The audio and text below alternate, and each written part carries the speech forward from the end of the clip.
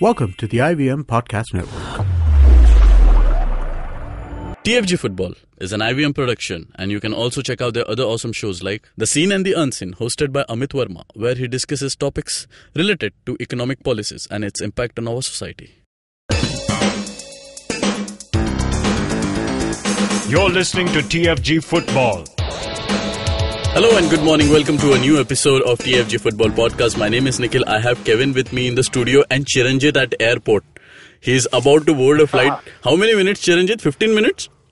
I have no idea. The queue is long. I just moved to the back of the queue so that I can have some extra minutes with you. And we'll get on the coach now. And probably 20 minutes before they tell us to turn our phones off. Okay. So we'll jump straight onto the match. The review of Mohan Bagan versus Maziya. It was expected, but I mean, it was a new squad altogether. Yeah, 10 changes from the match that happened against Punjab. So Mohan Bagan started an all-Indian squad, and a lot of the players had come back from injury. There was Keen Lewis, there was Kingshuk Devnath, who was playing after a long time. Shibin Raj, who was playing at the goal. He's usually seen as the third keeper in the squad. So both Shilton Paul and Devjit Mojumdar, who were travelling to Aizawl, they were benched. So basically, it was a completely young, dominated all-Indian squad, and they really played their heart out. Okay, it was a rainy evening. Maziya won the match by one goal. That first half goal came to Mohammad Umair. It was really against the run of play. He just broke through the defense in a momentary mistake and brilliant left footer. Okay, Shibin could not do much about it. It went to the far post, but the control that was seen from Mohan Bagan squad, just throughout the game, they maintained position, created attack after attack. There was Balwant Singh who was leading the charge, and Prabir Das, he was the miracle of the day. He was just providing crosses after crosses, and part of the his great form, I think, the credit has to go to Atletico de Kolkata. That's where he found his touch. Okay. And it continues. So it did not look like for most of the time. The flow of the game sort of suggested that Mohan Bagan still were with their full potential, despite Katsumi Usa, Duffy, Eduardo, all the foreigners not being there. Katsumi played the last few minutes, and that sort of created some panic in Maziya defense, but it wasn't to be. The second half, conditions became worse. There was a strong wind blowing. It was a storm. We call it Kalboishaki over here. Okay. So they were trying long balls from the defense, and the wind was actually blocking the progress of the ball so often, and that negated all the efforts from free kicks, long throws, corner kicks. Everything went haywire. So they tried. They could not get the goal. They even hit the post once. Yeah, Balwant Singh. So you can't really fault this young team for failing to get a result against this Maziya team. I don't really think anybody minds in Mohan Bagan camp. It sort of reminds me of last season when just before Bengaluru FC was about to play Sarlaukar. That was a title-defining match. They had to win, and they would become the league champions last season. Ashley Westwood played an all-Indian squad. And that performance is remembered by everybody because that all-Indian squad went on to win, right? It was not the case this time, but the effort was there, okay? And I really hope now that they have lost 2 matches in AFC Cup, and I doubt Mohan Bagan have a chance to go through to the knockout stage. They should just use AFC Cup as a testing field for their young players. Just like this, play Indians. See what they can do. Okay. Because nobody minds. You can't go wrong with this. The focus is obviously on I-League and Federation Cup. Just use young players and, see what results you can get. You might be surprised. Yeah. You know what, Chiranjit, we were not fortunate enough because there was no streams available to view this match, but you were in the stadium. Looking at this young squad, you feel the future is in safe hands? It's pretty good, because you see these players like Prabir is doing so much well. Azharuddin has come up. Pintu Mahato, the lad from Medinipur, young lad, some 20 years old. he's also coming into that match day maturity, that you get after playing a few high level matches, and it's a great opportunity for them to play an international level match, right? It's besides the point that this was the Mohan Bagan's first home game in I-League and AFC Cup in almost in a couple of years, and Sanjay Singh first time lost a match in Kolkata, and with a team under him. But I think whoever came and saw the game will be pretty happy and proud of this team, and it sort of just kept reminding me of Ashley Westwood's Bengaluru FC, just the way they just came into this with this never say die spirit. Okay, guys, that's it from Chiranjit Oja. I think he has to board a flight right now to Aizawl. So Siju and Chiranjit will be there at Aizawl for the title decider. I have Kevin with me here. Kevin, your thoughts on the game? Sadly, yes, we cannot see the game, but watching the highlights, you could understand that this is a young side, Mohan Bagan team, and Maziya were free from injuries, and they did not have too much pressure on them, just like Mohan Bagan had. So Mohan Bagan had a choice to make, whether it's the AFC Cup, I-League, Federation Cup. So they had to drop out AFC Cup out of their list of priorities. So they had to field a young side. Looking at the play that the young side had, it really looked like, okay, this is something this we want to pass off. So Balwant Singh, yes, was a star, and he hit the post, an excellent turn and shot. And the goal that Maziya scored, what I just noticed was, just before that shot was taken, there was a pass, there was a run made from right at the top of at the edge of the box, from the right to the left. Okay. So there was a tackle that came in, and it was a sure foul that was not given, and I did not see the referee playing an advantage. And the guy Umair went ahead and scored. So for me, that should have been at least a card, at least a yellow over there. And it would have been a dangerous free kick for Maziya. Okay. But they just took it in their stride and went ahead and took that far left corner, right corner shot. Okay. Any keeper other than him could have saved the shot. Okay. It wasn't struck at its best.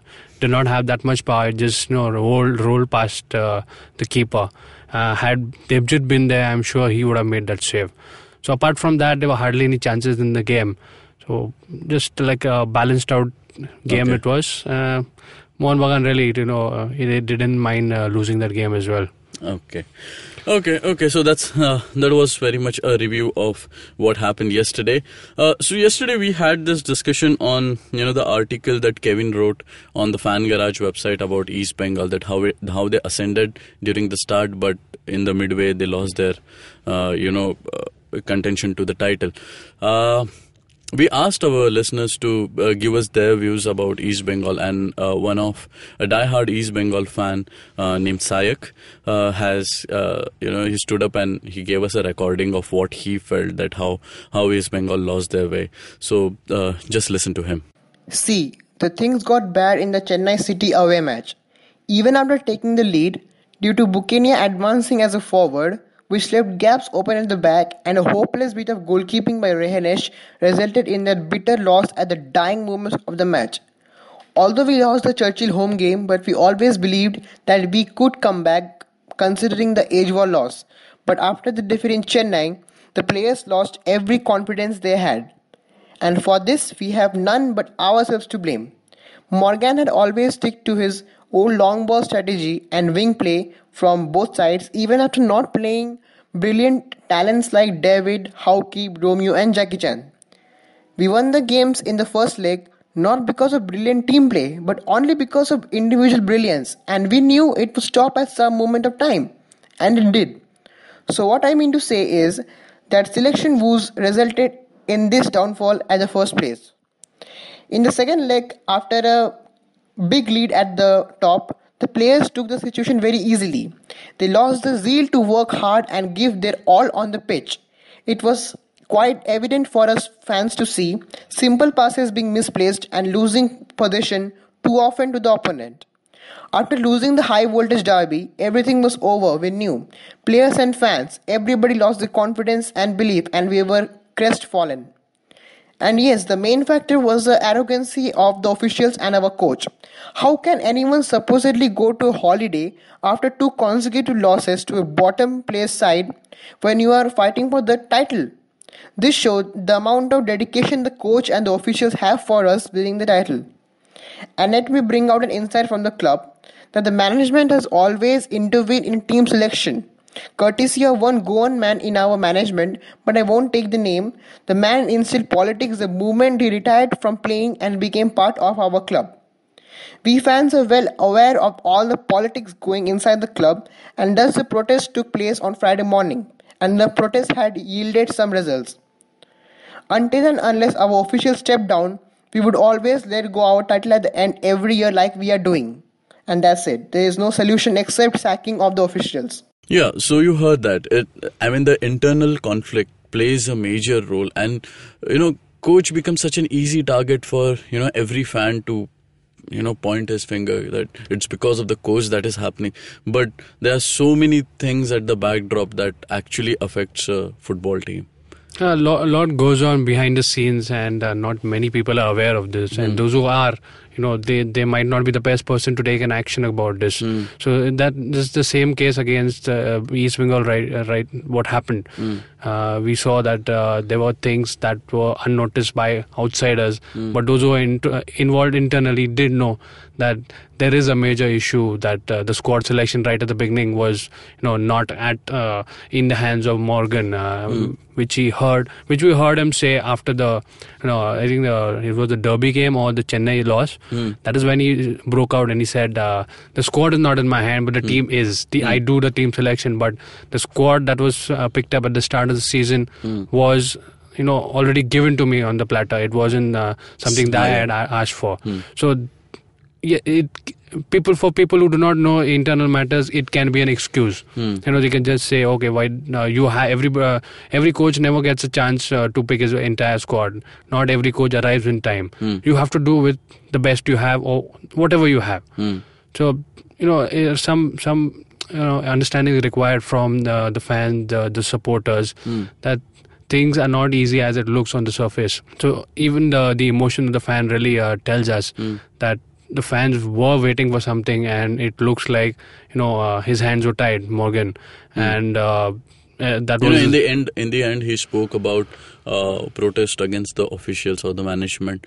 But when I look at this, legacy clubs like East Bengal, Mohun Bagan, the people who are behind this are, I would say, a bit rigid. They would not change the way the club functions, and it has also hampered the club in some other way. But we have never seen not much of a change in either EB or Mohun Bagan. That actually, as a fan, you might support the team, okay, but what goes behind, I don't think they have much control over it. Yeah, and also looking at how these clubs have managed to survive or sustain over the years, it's because of these, backers, the financial backers, morally who's been supporting the team. It's you take them out of the team, the management. It's difficult for a team to sustain or survive. That's been the story in all these 100 years or that these teams have been running, East Bengal and Mohun Bagan. Okay, that was the fans' reaction, and moving ahead, we have yesterday night we got a news that Ranjan Choudhury would be the successor of injured Mridul Banerjee for East Bengal head coach role. I think this would come as a good news for all the East Bengal fans, because he is a very well-known coach in Kolkata football, and a lot of people know him. I think he was a head coach of Toliganj Agragami as well. So things are not in place for East Bengal, but I guess they have to complete this I-League session and then look forward to Federation Cup. So it's a good news. Ranjan Choudhury, he'll be the head coach of East Bengal. We'll wrap this show over here. I know it's a small episode because our team is not here, so We'll get you all the latest that is happening in Indian football on our website, thefangarage.com, and in the later episodes of TFG Football podcast. You can connect us via Twitter at TFG Football and on Facebook as The Fan Garage. You can listen to this podcast on Indusworks Media, Audioboom, SoundCloud, iTunes, and definitely on YouTube. Subscribe, share, like, and comment. Till then, take care. Bye-bye.